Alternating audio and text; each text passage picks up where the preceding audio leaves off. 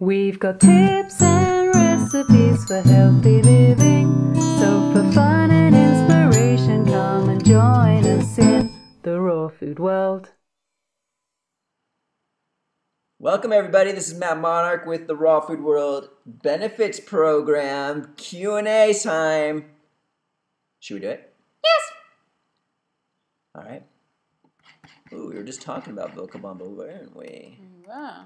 Maybe you should read the Shim Sham. All right, this is from Namisha. She says, Hi, Namisha. Hi. I have two main questions. One, Vilcabamba.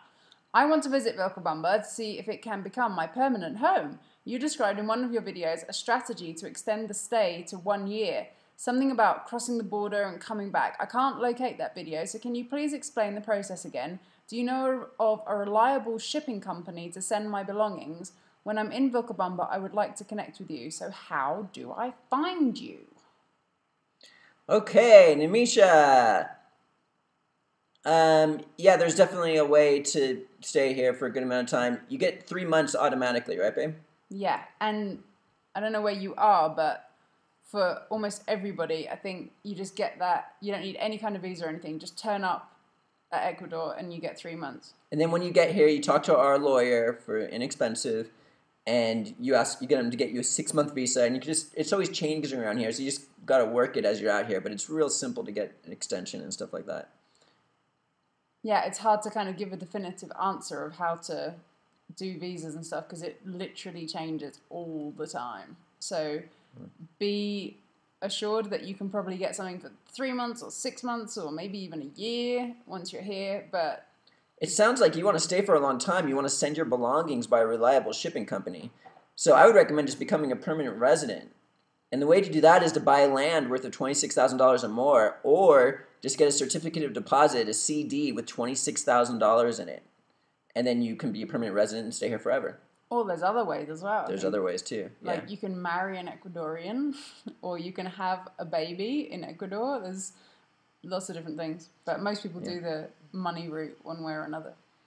Right. And you can also, once you become a permanent resident, you get to bring a container in tax-free, and we have all the hookups for you too once you're here too.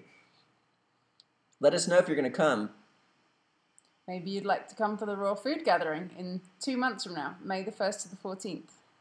Right. You can check it out at therawfoodworld.com/vilcabamba.html. Right. There was another question there. How do I connect with you once she's here? Angela at rawforum.com. Email is always the best for us.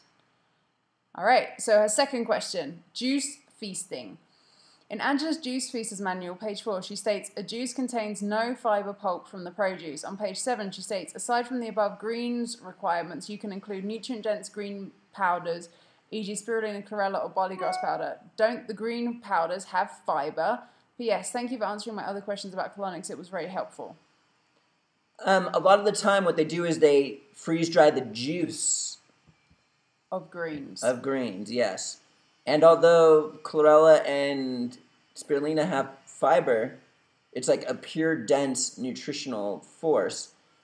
To be honest with you, I like the green juice without the fiber. Yeah, so from my point of view, the thing to keep clear about juice feasting is the idea that you're minimizing the burden on your digestive system. So that's really the focus. Most people use a massive amount of their energy every day on digestion. So you're focusing more on elimination during a juice feast than on digestion. So you're wanting to minimize the amount of work for your digestive system, but you also want to make sure you still have enough stuff going into your body, that you have enough calories and nutrients and energy and all those kind of things. So that's why there's things included like chlorella and spirulina and bee pollen and oils, and it depends on the person, but usually those kind of things are included because they're more nutritionally dense and they help you to stay on track for longer.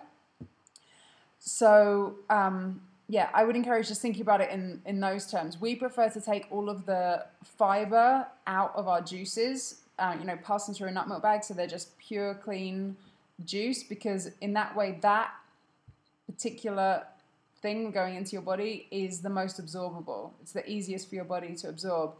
And then the other things like the algae and the bee pollen and stuff, they're just like extras that you can add in. So I hope that makes sense and gives you some different perspective maybe. Cool. I really like this next question. I'm going to answer them. Do you know if wild food has more enzymes than cultivated food?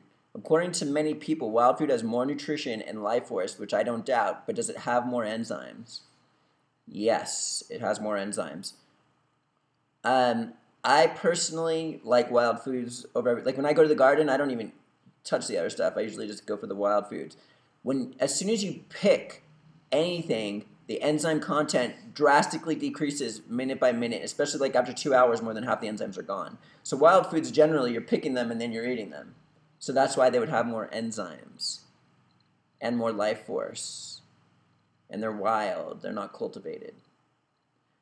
Also, maybe a weird question, but what do you know? How do you know if you're digested your meal? Is it just by the fact that you've had a bowel movement? No. Has nothing to do with that. There's many ways you can discover that. I mean, when you're truly hungry, you know you finished your meal. But a lot of people don't understand what that is. And one way is if you burp up something you ate earlier, like if you just drink a lot of orange juice and then you go running and you burp and there's orange juice taste, that means it's not digested yet. Or if you ate chlorella and then you burp and you sense chlorella is on your breath, it means it's not digested yet. If you're very stressed, digestion happens a lot slower. Yeah. That's why I eat once a day. Not the best idea to eat if you're in a time of a lot of stress and your energy field is really like locked up. All right, you want to hit this one up, babe? All right, this is from Patrice.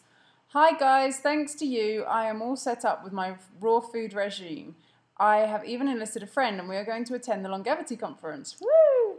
What do you think of raw organic cheese? Is it a big no-no? I have been drinking a lot of vegetable juice and green smoothies and have developed a funny texture on the middle to back part of my tongue. It is also sort of stained a brownish colour, I thought, from the juice. Does this sound weird? Thank you, Patrice. Yeah, you can eat the raw cheese if it doesn't bother you. I can't do that because I've been doing this for 13 years and I haven't touched it in years, so my body has it's gone far. So yeah, I think it's good. It has good nutrients, and I think it'd be very beneficial for someone to eat raw goat cheese. Except for she won't kiss me if I were to eat that, so I don't. Bon bon. Yeah, I would say if you're going to go for cheese, go obviously for goat rather than cow. And when I was at the beginning of my raw journey, I used to eat quite a lot of cottage cheese. Do you say that as well? Cottage cheese. Okay. And I found that was a really useful transitional food to me. I never ate that before I started on this journey of eating more healthily. I used to think it was absolutely disgusting, but it was something that really helped me in my transition. So if you have that feeling about raw organic cheese, goat's cheese preferably, that it would help you in your transition, then go for it. As for the tongue staining, Nah. It's common for different parts of your mouth to become discolored from eating in different ways. You know, people often find that their teeth start to go like kind of greenish or brownish from lots of green juices and smoothies and stuff. So yeah, I wouldn't necessarily be concerned. If I was you, I would be excited to be doing tongue scraping daily. That's one of my favorite health practices. First thing in the morning after I get up, I take a tongue scraper and just scrape all that gunk off my tongue. And you can also, you know, get in the habit of just brushing your tongue, even if tongue scraping sounds a bit scary, but it's not scary. It's just like a bit of stainless steel that you drag across the tongue and it takes all the nasty stuff off that's built over the night. Maybe those will help you. Woo! Nah? Nah. Bob, want to read this one? Okay. This is from Lana. I was diagnosed with glaucoma in one eye 2 years ago. They asked me to take eye drops. I did not like the side effects I read about. About a year after, I decided not to use the drops. I began the raw food diet, and I eat about 80% raw and the rest whole food vegan, more like vegan. At any rate, my last visit, there was no additional damage after 2 years. Woo! And the pressure in both eyes was 20 when it had been 22 to 24 2 years prior. I'm not sure if my lifestyle changes helped this to not get worse or not. The first year of those 2 years, I made no lifestyle changes, but glaucoma damage never gets better. So I take the fact that it is not getting worse as a positive possible sign.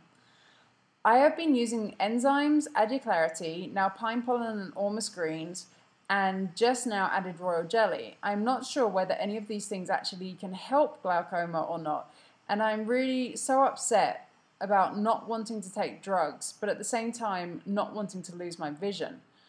I guess my question is, what would you do if it were one of you with this diagnosis? I realize you're not doctors and all that, but I really need some input here. If you do not know anything about it, then perhaps you could ask ones you know and get back with me later. And Mr. Monarch, she has not added colonics yet, but she will give them a try. She's just trying to prepare herself for the first time. Okay. All right. You asked for it. So many people go on this raw food journey, and they're not 100% raw, and they want to heal from cancer, some other degenerative disease, or they want to get rid of Lyme disease, and they come into this movement and they hear about all these cutting edge information like, oh, first off, this is good for this is good for that is good for this, like this supplement and this. The proven technology that all the health food institutes utilize. The reason why some people heal and some people don't is because some people go extreme and some people don't go extreme. You got to go extreme here. So you look at you got to cleanse the colon. I'm not saying it's a guarantee. There's no absolutes or guarantees here. But it makes the difference. What causes disease is from eating poor foods, and the waste produced from those poor food choices builds up in your body. You get runny noses trying to come out. So if you were to cleanse the colon often, in my opinion, that's your best chance. And continue to eat the way you are and cleanse your colon as often as possible. And you will get, I believe, there's no guarantees or absolutes, that you'll get just dramatic results. People who are dying or who have cancer or really want to heal, they're doing enemas every single day. They're doing colonics once a week. You don't have to go that extreme, but this is key. You got to move the disease out. I would say also that it's interesting you mentioned that glaucoma is related to pressure. I don't know if you've ever read Mr. Monarch's book, Raw Success, or his article about the blood gas theory, but that is all about the buildup of pressure in the body. Gases. Colonics takes that out. It just takes it out. And you're taking royal jelly, you're taking ormus greens. These are all good things. Pine pollen, I love taking it. It's a great way to get nutrients. But it's not about what you take. It's not that nourishes you. That doesn't take out the disease. I would also say along those lines of things to nourish you, if you're interested in the idea of the doctrine of signatures, which is this idea that foods that we can find in nature represent different parts of the body and might be useful, then of course things like carrots might be useful for you for aiding the eyes. And then there's other things that are really high in vitamin A, like dried apricots. Let me see if I have a list over here. Red peppers. Also be really wary of putting anything into your body that creates extra pressure in the system. Obviously we're talking about the processed foods and stuff, but things like a lot of salt or coffee, caffeine, things that put pressure into the bloodstream, and that can affect the fine blood capillaries behind the eye. Yeah. In my opinion, if you were just to do colonics frequently, you're doing everything else right. All right, sorry. She also loves trampolines. She purchased the Rebounder, but she wants a big trampoline like ours. Same lovely lady. Do you know the brand where we got it? It just drains automatically because it goes right through the top and it goes along the sides. It's like there's springs and there's spaces there, so it doesn't get. We got it from a friend, and I don't know what the brand is, but it's from Canada, and I know that the brand had the word sun in it, but I don't remember more than that. Hope that helps. We ordered royal jelly frozen from you, same lady, and we were keeping it in the freezer. It's pretty difficult to try to get a dose of it out every day. Any suggestions? I would fill up a little jar and just keep it in the refrigerator and then get that every day. Like if a week's worth would be good. That's what we do. Also, do you have to take it straight to have the best benefits? Yes. To us, it tastes really nasty. I love it. Right. I was adding it to raw almond butter and raw honey and something of medicinal flower, vanilla. Great, yum pot. That's good. It's just not a micronutrient anymore. But then in one of the other videos, we recently watched something you said made me feel like it might not be the best way to take it, but it's sure a delicious way. You could do that. That's fine. But nuts takes 5 to 6 hours to digest. If you were to take that by itself, you could be done with that in 15 to 20 minutes and move on to the next micronutrient or do whatever. If you really can't deal with the taste of it on its own, you might want to just mix it with like some bee pollen maybe, so that you're still in that same kind of bee product, or just with the honey or something. Like then the honey will be like the delivering system, and it will taste sweet.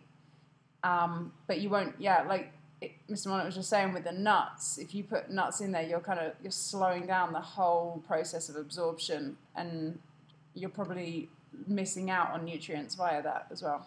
I mean, imagine if your body only had royal jelly in there, it's just going to suck that up. There's nothing else. It's just like, and you'll feel it. It's very powerful. You can feel it when it's on your tongue. It burns practically. Mm-hmm. Strong stuff. And who do we got there? Angela Stokes, Monarch. And Matt Monarch. I still love you, Lana. Don't be upset that I scream and yell. I do that with all, I just lose it. And we'll see you again tomorrow with the Raw Food World TV show. Woo! Thanks for joining us. We'll see you again at the Raw Food World.